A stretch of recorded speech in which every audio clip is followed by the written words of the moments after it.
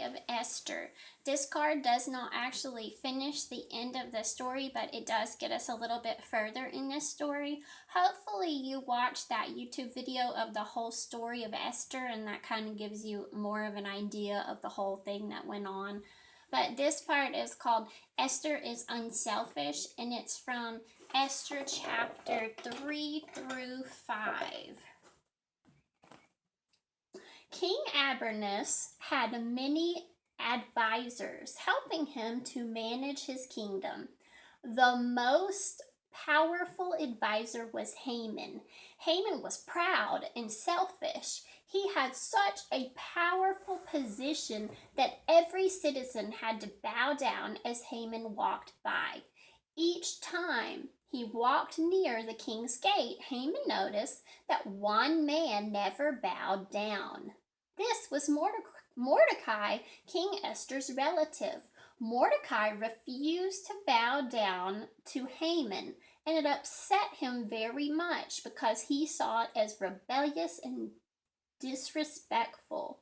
One day, Haman discovered that Mordecai was Jewish, and that Jewish people would only bow down to God.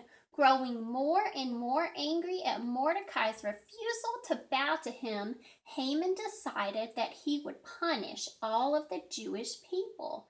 Haman did not have the power to make laws, so he went to King Abernus for permission to kill all the Jews.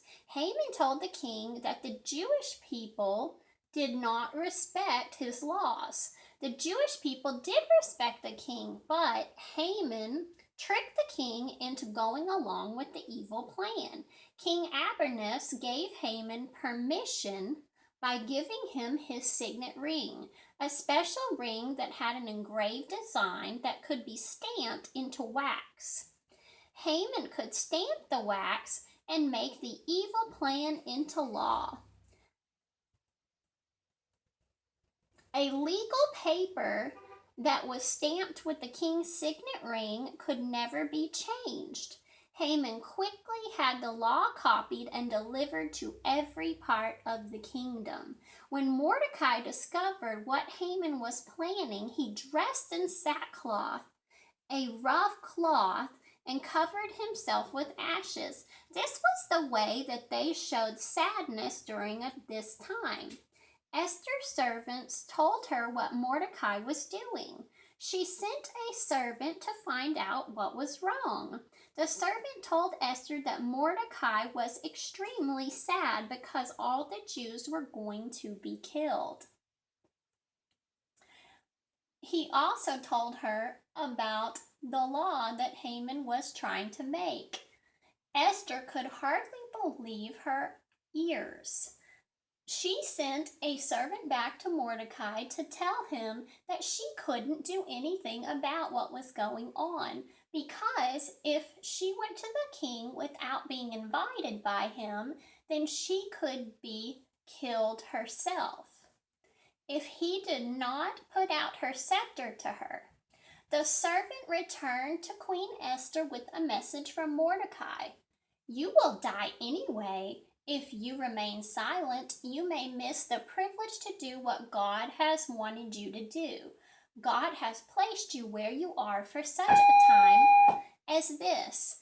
Esther thought about Mordecai's words. She decided to unselfishly risk her life. She asked Mordecai, all the Jews of the city, and her servants to fast with her, which means to not eat, for 3 days. After that, she would try to speak with the king, even if it meant her death. After the 3rd day, Esther went to the royal hall. As she stood near the entrance, the king noticed her and held out his gold scepter.